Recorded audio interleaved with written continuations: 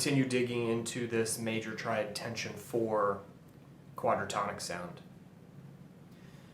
The goal for the day is to start really simple, just making lines just with the one version of it. Then we're going to add a second one, and we're going to create a little bit of chord movement, okay?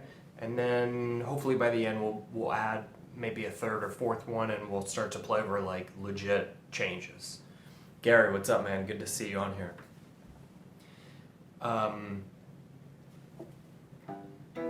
So when I was first relearning to play, I spent a lot of time doing what I'm about to show you, which is picking one quadratonic and just sitting inside of it, not looking to sound like Charlie Parker, Dizzy Gillespie, not looking to sound like anybody, just exploring the sound of it, exploring the emotion that it creates, the plot of the story that I can tell with this particular character, this personality. Reorienting myself with the fretboard, like I would pick like a major triad tension 4, which is what we've been looking at this week, what we're going to continue looking at today. And I would just sit for maybe 5 minutes and play inside of one version of it, like G major tension 4. I'm not going to actually do it for 5 minutes straight here, but this type of playing.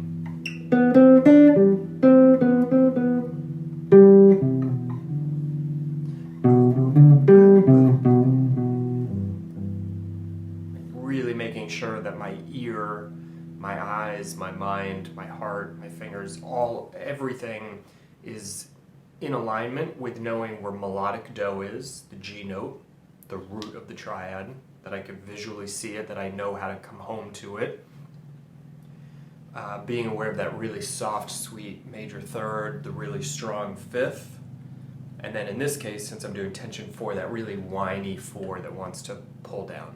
It doesn't have to pull down, it can resolve up, but I want to make sure that I can hear and experience it resolving down.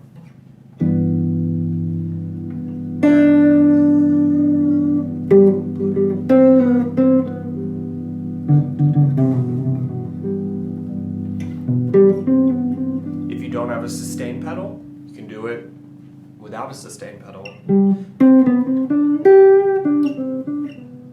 Okay, we're just looking for simplicity, for patience, for phrasing. Okay, if you're bored with this, then adding a fifth note isn't going to make you a better musician, right? Everybody likes to jump straight for pentatonic scales because we know them, it's in our muscle memory. But if you can't make a phrase something melodic and lyrical with 4 notes, then adding a fifth note is not going to magically make you better. It's just going to give you your riffs back. And riffs are a crutch. They're fine, they're good to have vocabulary, but it means that you're not using your ear and your emotion, you're using your fingers, which is not necessarily the best way to create improvisation. So what we're looking to do is to let go of all of our crutches and to try and learn how to stand on our own 2 feet. It's not going to happen magically overnight, but if you keep after it, you're developing a mindset and an ear to hear the beauty and simplicity of this set of pitches, and then it comes out in the music.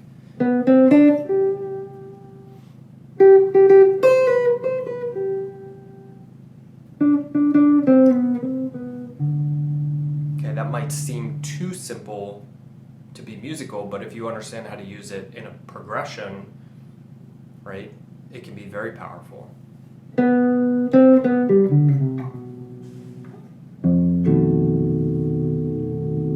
Playing G major tension 4 over an F dominant.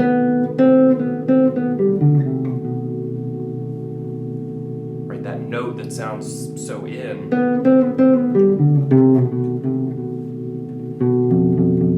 Sharp 11 now, treating it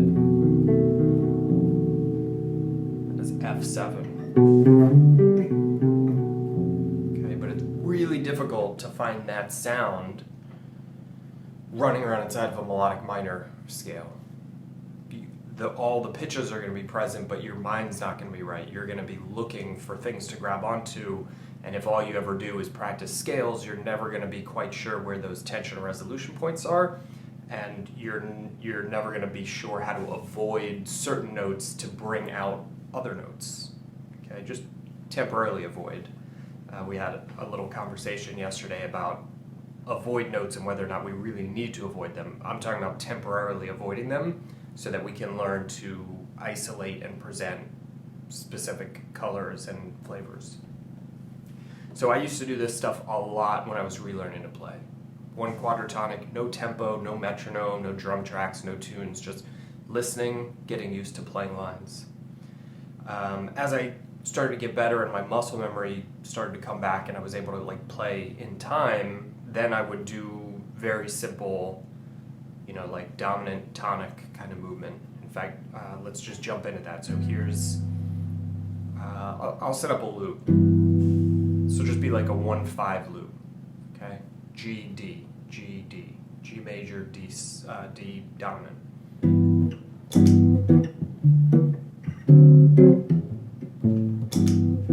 1, 5. Nice and slow so we can really hear the movement between these chords.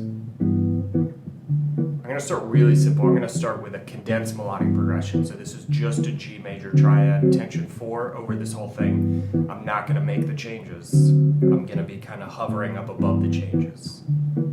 Okay. I'm not inside them, I'm up above them. So just G major, tension 4.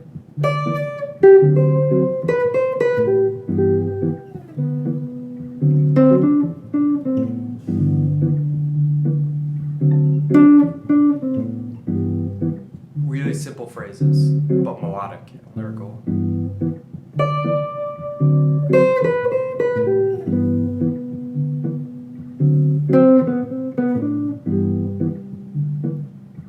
Miles, no worries, it's just G major and D dominant.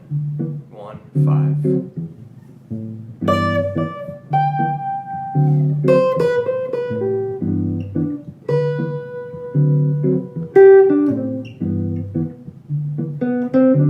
And I'm just playing a G major tension 4 over the whole thing. Very almost like Frizzell-esque, really minimalist for now.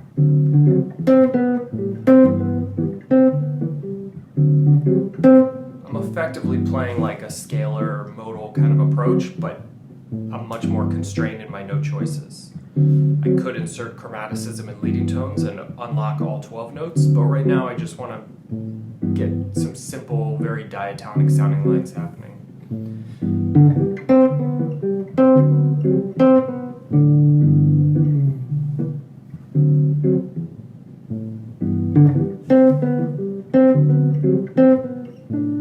Okay, I always point out that we improvise the way we practice. So if the only thing you practice in the shed is running patterns and sequences and speed exercises in your scales, that's what it's going to sound like when you improvise. I like to practice phrases, simple, lyrical.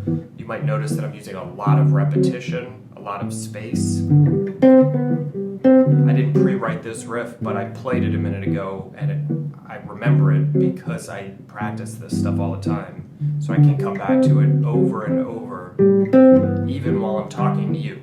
I don't have to think about it. I still remember more or less the opening riff that I played.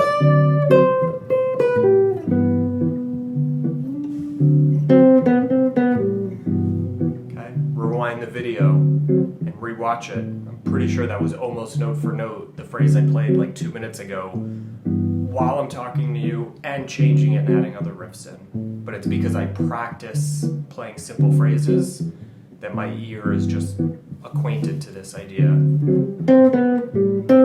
Right? There was the second phrase. So now I have an improvisation that's not built on just being in the moment and noodling and trying to find something hip, and if you play a wrong note, repeat it again. Every note feels 100% integral to what's happening. Every note has a purpose, a function, and my job there is to let the notes themselves tell the story and not me and my riffs, my bag of tricks. I have no tricks here. I'm just listening and trying to stay out of the way. I will sometimes present myself and put myself into the picture, but here it's about removing Jordan from the story and letting this tension 4 be the main character. Okay, I'm just letting it take the spotlight.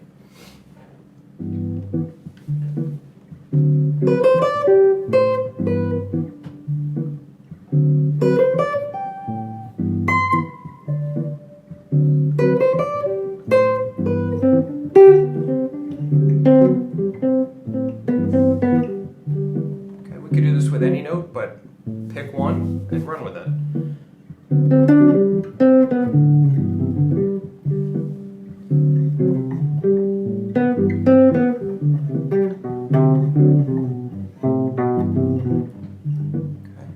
Now, this is G and D, G major and D sus happening behind me. Why do I keep wanting to say sus? I was just reading a conversation about sus chords right before I went live. G major and D dominant. And I'm just playing like the root, the tonic sound, G major, tension 4. What if I switch it and just play D, tension 4 over the whole thing? So now I'm going to sort of imply the feeling of the dominant, the harmonic tension. I'm going to imply that with my phrases. So I'm going to not play G major, I'm going to let go of G, and I'm just going to sit inside of D major, tension 4.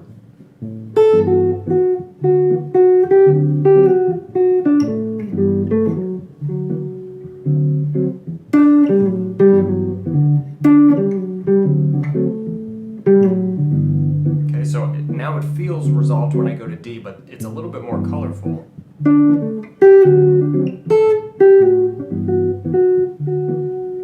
Because I'm landing on this F sharp note even over the G major chord, which gives it the sound of a major 7, which is totally fine. It just feels a little different. This is like real world ear training.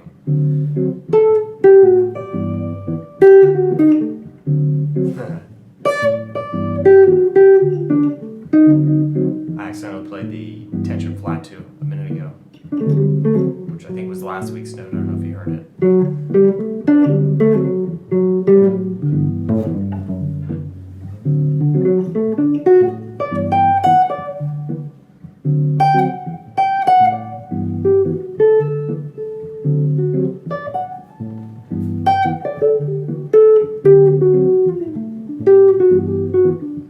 Okay, now if I were not on a live video like this, I would just sit inside this for a while. Okay, it's got a really beautiful sound to it. Totally applicable directly into standards. Right? We could speed it up, we can make it swing more, we could change the groove, we can move through keys. But for the sake of time, I want to continually progress this forward into more sort of intricate, complex applications. So now I'm going to follow the progression. I play G tension 4, D tension 4, G tension 4, D tension 4.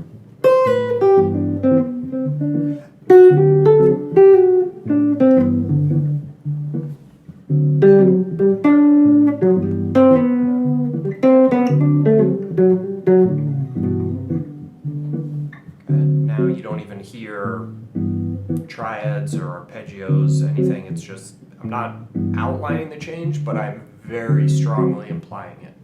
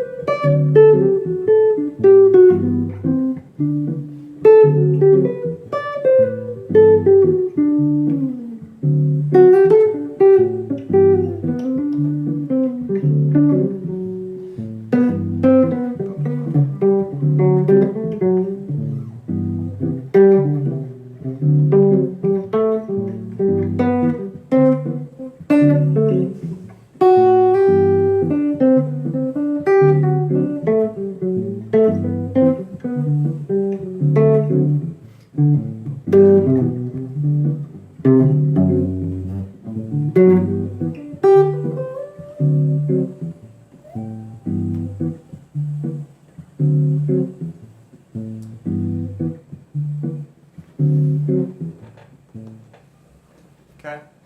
Obviously, you'll need to shed D major tension 4 in order to play these kinds of lines. But that's why I kind of wanted to show you today the sort of step-by-step types of things that I would do in my own time, that I did do in my own time, specifically when I was relearning to play the instrument. Lost all my muscle memory, lost all my repertoire, lost all my riffs, so all I had was my ear, and I had faith in triads because I'd already been exploring them and messing with them. I knew they sounded great, so I chose, not that everybody needs to do this, but I chose in that moment, rather than spending another 5 or 10 years sort of shedding scales and patterns and having improvisation that sounded like that, I chose to focus on this type of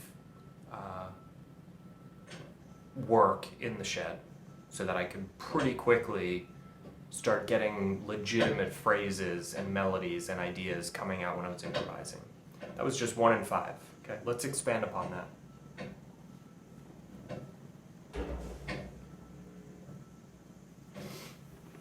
Let's just turn this into like a 2-5-1 situation, something a little bit more specific and applicable to our vocabulary. Not that this couldn't be. Kind of reminded me a little bit of some Schofield kind of stuff. Some of his more laid back, groove-based stuff.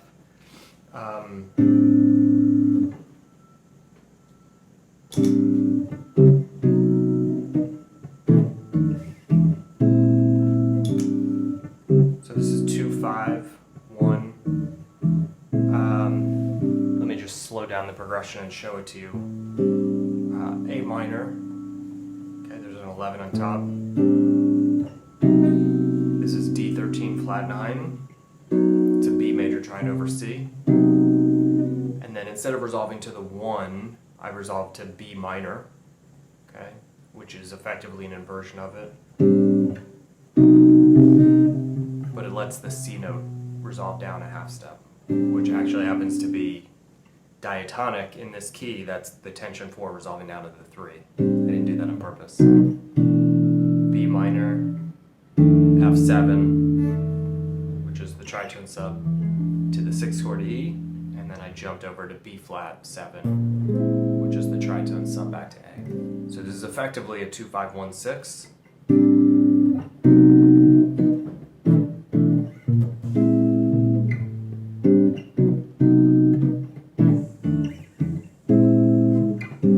Just with a little bit of an additional tritone sub-dominant movement, which we discussed recently, and using the 3 chord in place of the 1. So let's talk through, before we jump in and try and play lines, let's talk through how we can play over this just with a major triad tension 4. Not that it's our only option, but it's a great option. So over A minor, let's just use G major tension 4. We know that we can condense melodic progressions down. We're in the key of G. In fact, I'm just going to play over this whole thing. Let's start off going back to just the G major triad. So I'm not even going to outline the changes at all. I'm not going to stay with them. Check this out.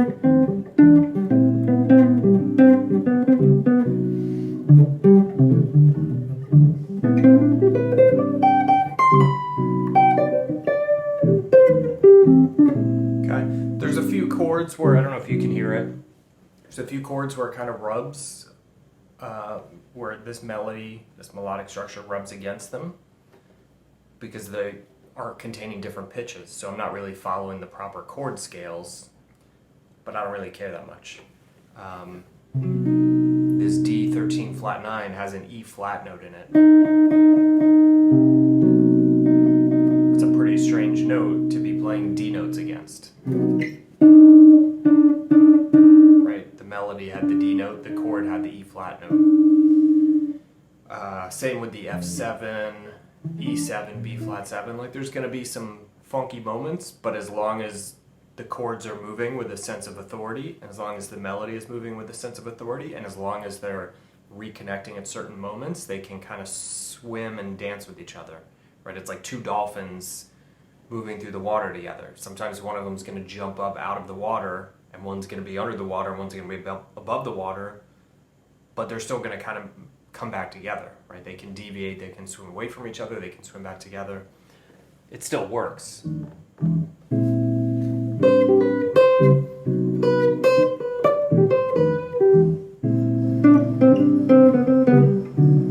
There's the jackhammering.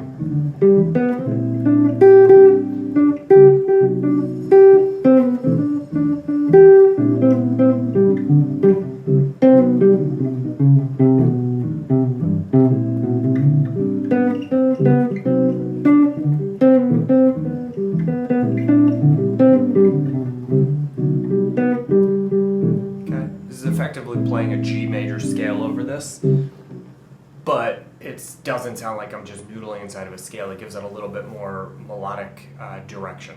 It sounds very intentional. Hopefully this construction won't be going on for too long. Now let's try and get a little bit of movement happening in the last couple minutes here. Over A minor, we'll do G major. We know we can, and this way we don't have to worry about minor triads. We can always use minor triads, but let's keep things one topic at a time. So for the 2-chord A minor, we'll use G major. For the D7, even though it doesn't fit with this voicing of D7, I'm going to use D major tension 4. Okay, this particular voicing to me implies like a half-whole diminished sound, D13 flat 9, but I don't care. It doesn't bother me that it's supposed to have a sharp 11. Doesn't matter. In the real world, when you're playing in a group and someone's comping for you, not every chord scale voicing is going to line up with the phrase you're playing. You just have to learn to plow through it, just keep moving. Okay, sometimes it's going to create friction, and use it. Let it be like jet fuel to your line to just propel you forward. So 2-5, I'm going to play G major tension 4, D major tension 4. When it resolves to B minor, okay, yes, it's a B minor chord, but I'm thinking of it, hearing it, using it as just a substitute for the major chord, for G major. So I'm going to do G major tension 4, D major tension 4, back to G major. So if this were a piano player, this is A minor 7, D7, B minor, and I'm thinking G major, D major, G major in the right hand.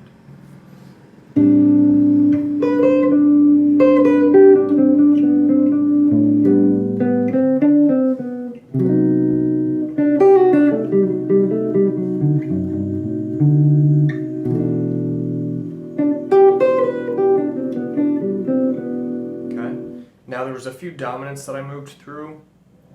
Let's just jump straight to the B flat dominant. We'll ignore the rest of them because we can. B flat dominant is sort of our, sort of like a Lydian dominant. It's like a tritone sub. It's the flat 2 dominant that resolves us back to A minor. Okay. We did a few videos, a few lessons on this movement 2 weeks ago, 3 weeks ago. If you remember, or if you've been through the tonality vault in our study guide resources, we can use a C major triad for this. And it's not the primary tension note, but we can use tension 4. Tension 4 is our third tension note in the sort of hierarchy of implying of being respectful to harmony, but we can still use it. We don't have to follow that hierarchy, That's just the best way to go about respecting harmony and implying harmony while creating melodic phrases. But we can jump straight for tension 4. So now we have this progression melodically. We have G major, D major, G major, C major. 1, 5, 1, 4. 1, 5, 1, 4. G, D, G, C. While the chords are doing 2, 5, 1, 6 effectively. A minor, D7, 3, B minor, flat 3, dominant, B flat dominant.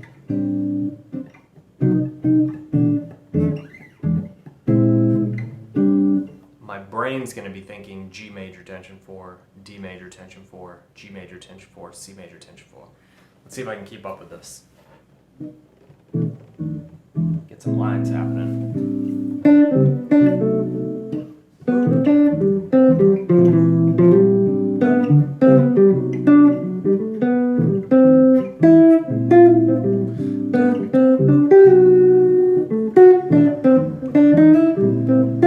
I don't know if you caught it, but I inserted a little bit of chromaticism there.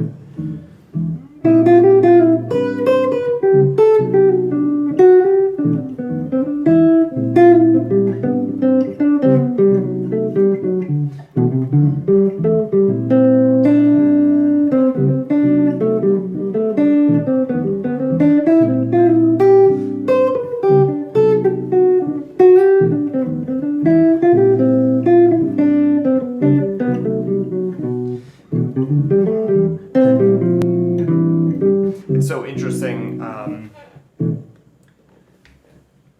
This totally works in my ear. I don't know about you guys, but I kind of dig the simplicity it gives the melodic contour. Right? There's a lot of movement happening. I was using some pretty quirky voicings and a lot of additional chord movement with all those tritone subs, but just playing a 1, 4, and 5 triad on top of it actually works really nicely. What's really interesting that I didn't realize was going to happen until I was playing it is that all 3 triads are very diatonic. It's literally the 1, 4, and 5 of the key.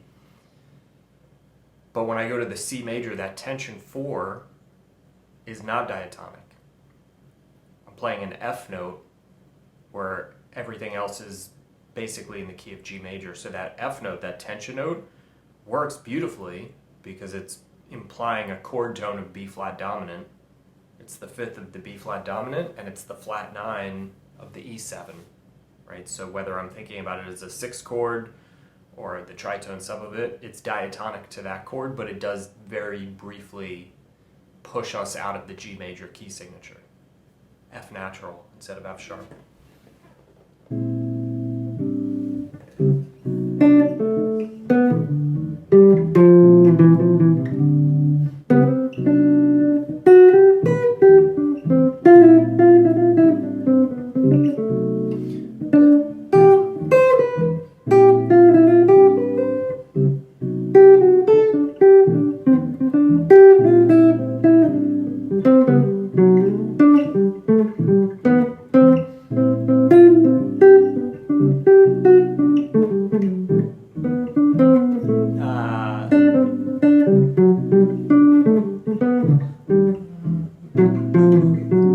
You would expect F sharp to be there if you're thinking in terms of a key, but it's not F sharp, it's F.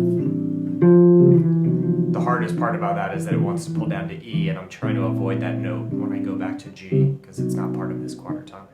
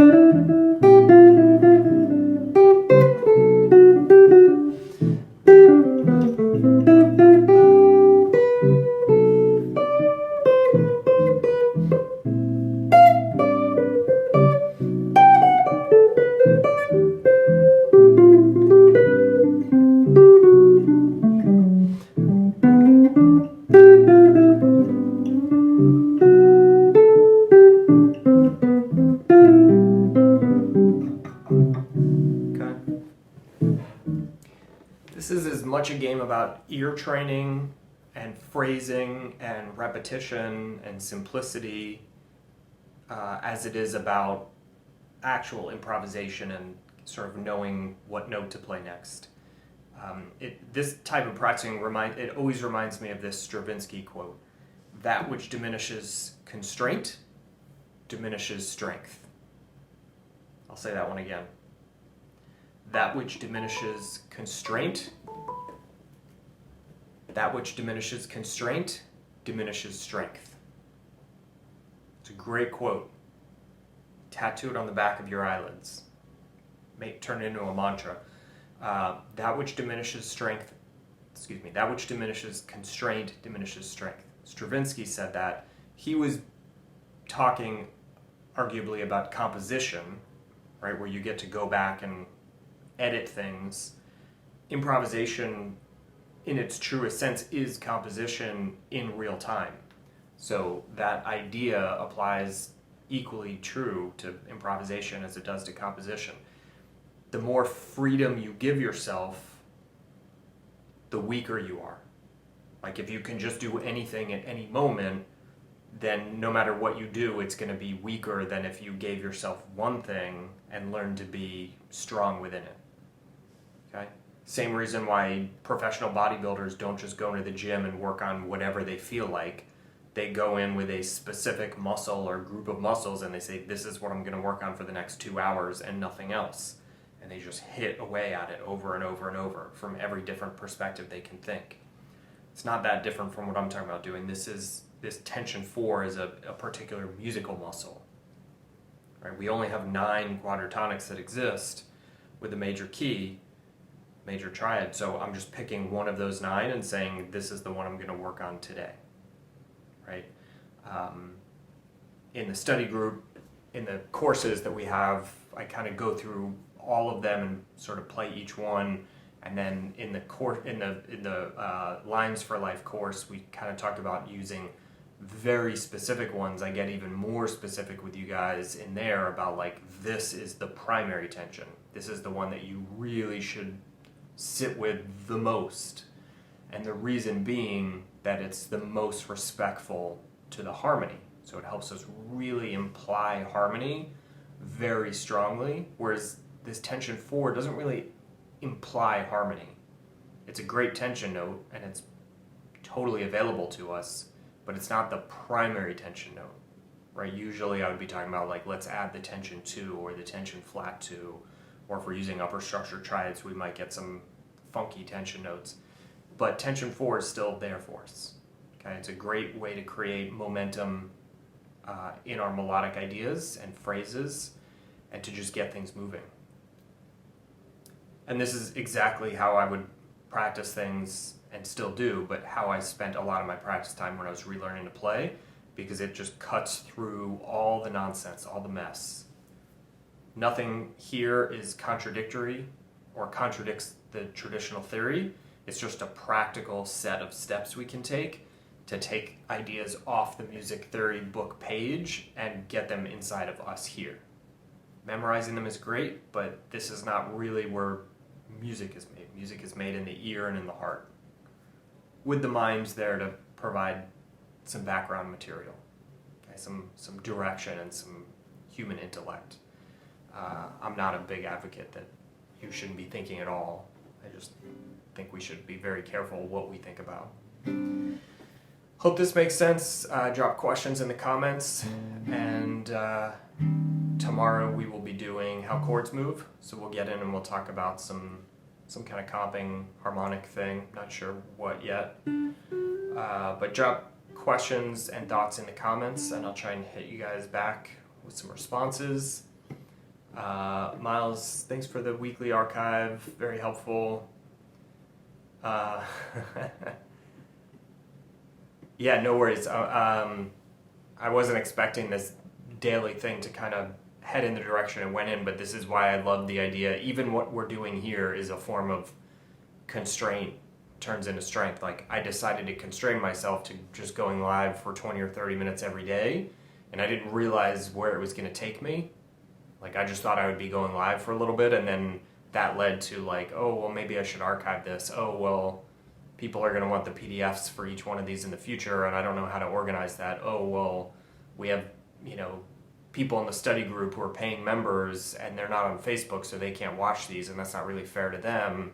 And so like this, by forcing myself to stick to be very disciplined and constrained and stick to this new habit that I was thinking of trying, all these other ideas came into it. It was sort of like the commitment came first, the constraint and the commitment came first, and that creates creativity.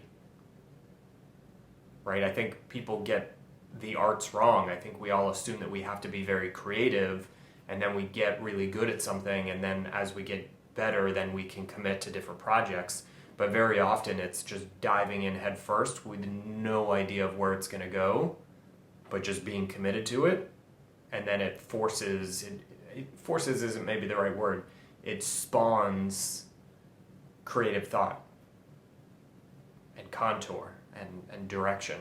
And then we just follow that and continue digging deeper into it. That's what the melodic triad approach is all about. It's picking the tiniest thing to focus on and never letting go of it. Just latching onto it and letting it do all the work. I mean, there's still a lot of work we have to do practicing, but let it make the music and the sounds, because it's perfect. As long as we hold on to it, it'll take care of us. And that's true of any approach to music. If you're into Barry Harris, if you're into modal playing, whatever you might be into, explore it deeply. It's cool to hit lots of topics. I'm not saying you shouldn't experiment with other approaches, but just realize that the more wide you go, the less time you have to dig deep. I'm a deep guy. I'd rather take one idea and explore it in 10,000 different variations than to learn 10,000 ideas on the surface and never get beyond one or two applications of it. What's the Bruce Lee quote? I'm not afraid of the man who practices 10,000 kicks once. I'm afraid of the man who practices one kick 10,000 times. That's how I feel about essentially everything in life. But right now we're talking about music. So triads are my one kick. And I would rather spend years exploring 10,000 different ways that they could be applied than to practice 10,000 different complicated theory ideas I read out of a book. Because it lets me create an intimate relationship with it. So it's all about experience, about getting underneath my intellect, like to a deeper place. I use my intellect to construct the organizational system, to give things names, and to be able to understand them and talk about them and teach them and write them down, make notes to myself. But at the end of the day, the whole point of all that is just to give me something to hold on to when I go into the shed that I can really dig into with my ear and my sort of emotional center. Okay? And then we want to apply it to changes and tunes and things like that. All right, I got to run. I got a bunch of stuff on the docket for the day. I'll see you guys tomorrow. Happy practicing. Hey YouTube, it's Jordan Clemens with NYC Jazz Guitar Master Classes and the Melodic Triad Study Group. Thank you so much for watching this video. I hope you enjoyed it. I have a ton of content coming out on YouTube this year. We've been doing daily jazz guitar lessons, so I'm going to be posting videos like this pretty much every day. So if you dug this and you want to follow me, subscribe and make sure that you turn on notifications so that you can watch more videos like this. Thanks again for watching. Hope to see you in the comment section. Hope to see you in the next video.